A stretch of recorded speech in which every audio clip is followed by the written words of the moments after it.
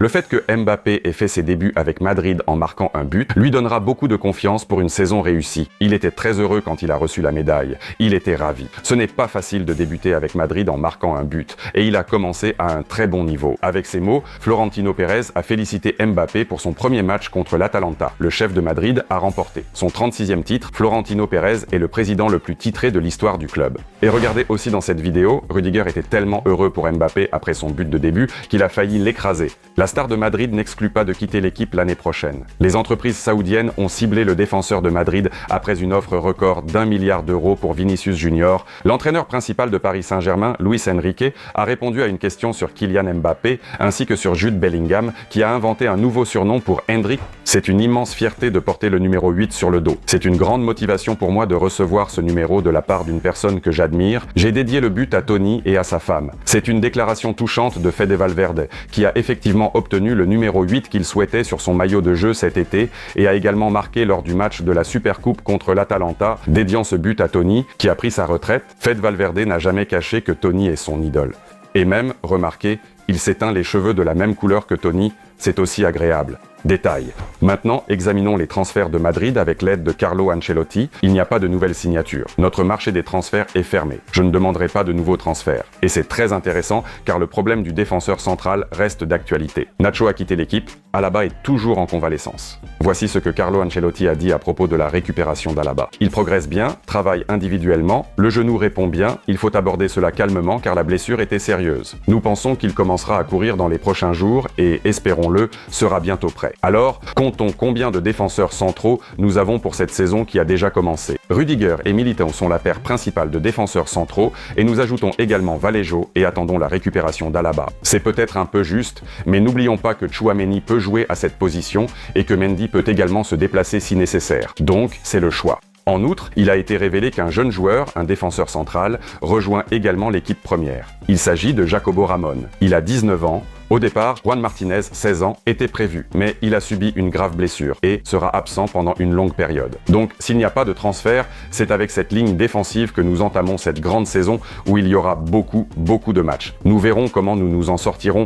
En ce qui concerne les transferts sortants, Carlo Ancelotti n'a rien dit à ce sujet et nous pourrions avoir quelques pertes. Au moins, les clubs d'Arabie Saoudite tournent autour de Madrid. D'abord, ils ont proposé 1 milliard d'euros. Eh bien, c'est au moins ce que vaut le contrat de Vinicius Junior. Et bien sûr, Vinicius Junior reste, il ne partira pas en Arabie Saoudite. Là-bas, il proposait des sommes complètement folles. Mais maintenant, il y a des informations selon lesquelles l'agent du défenseur central Militão est en négociation avec un club d'Arabie Saoudite. Militão a également un prix très élevé, 500 millions d'euros. Bien sûr, en Arabie Saoudite, l'argent ne manque pas. Mais je ne pense pas que ce transfert se réalisera. Bien qu'il soit tentant pour n'importe quel joueur de partir pour un gros contrat en Arabie Saoudite, cela ne fait aucun doute. D'ailleurs, souvenez-vous, Karim Benzema avait également un contrat en cours pour encore un an. Mais il est parti en Arabie Saoudite et c'était en partie inattendu. Il est possible que vous prêtiez attention cette saison à l'équipe qui est revenue en Liga espagnole. C'est Valladolid, 2 jeunes joueurs de Madrid y sont déjà partis. D'abord Joan Latasa et maintenant Mario Martin est parti en prêt. Valladolid est détenu par Ronaldo, celui qui a joué pour Madrid. Il est à la fois propriétaire et président. Valladolid est de retour en première division espagnole. Et, soit dit en passant, nous attendons Valladolid au Santiago Bernabéu le 25 août dans le cadre de la première division espagnole. Et la saison s'accélère, alors abonnez-vous à la chaîne pour ne rien manquer.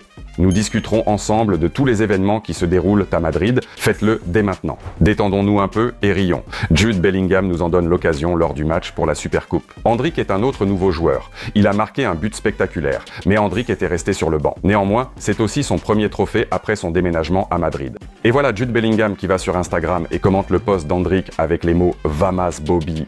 Un peu plus tard, Hendrik montre une vidéo en ligne depuis l'avion où Jude Bellingham apparaît et il écrit « Quel homme, quel corps physique, quel joueur ». Jude a reposté cette vidéo et a écrit « Un homme nommé Bobby ». Tout le monde rit bien sûr parce qu'Hendrik est très vite devenu Bobby.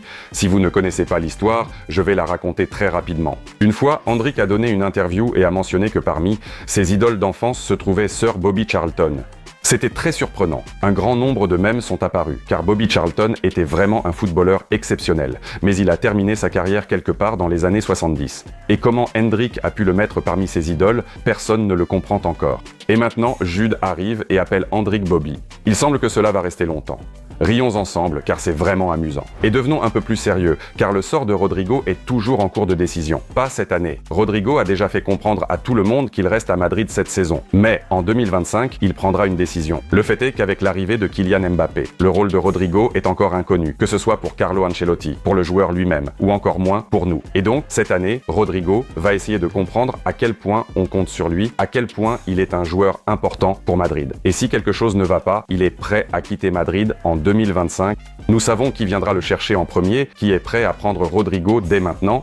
C'est bien sûr Manchester City, mais le fait que Rodrigo soit encore avec nous cette année est agréable. Ici, je rappelle que je lis toutes les nouvelles justement dans l'application pour les supporters de Madrid.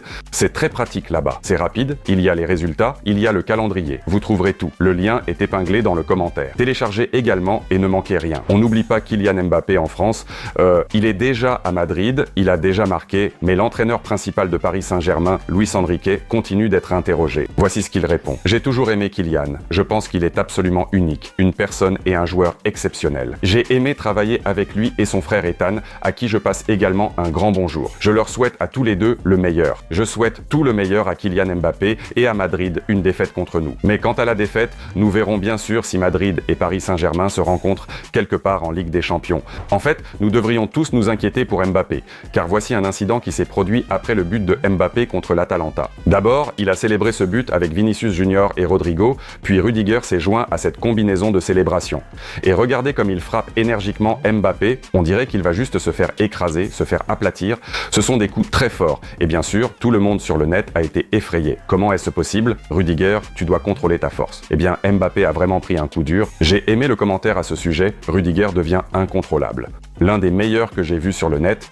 Vous pouvez également écrire dans les commentaires si Rudiger devient incontrôlable ou non. Et je rappelle simplement que lors des entraînements, nous avons vu des cas où Rudiger a d'abord taclé sévèrement Hendrick, puis c'était au tour d'Arda Güler, et Carlo Ancelotti est même intervenu dans cet épisode. En général, cet été, Rudiger a attiré l'attention à plusieurs reprises. Faut-il craindre Mbappé et les autres en ayant un tel joueur dans l'équipe, à l'entraînement et même lors des matchs? Écrivez, s'il vous plaît, dans les commentaires. Et si vous en avez la possibilité, vous pouvez me soutenir financièrement. Il y a une option fonction super merci que vous trouverez sous cette vidéo.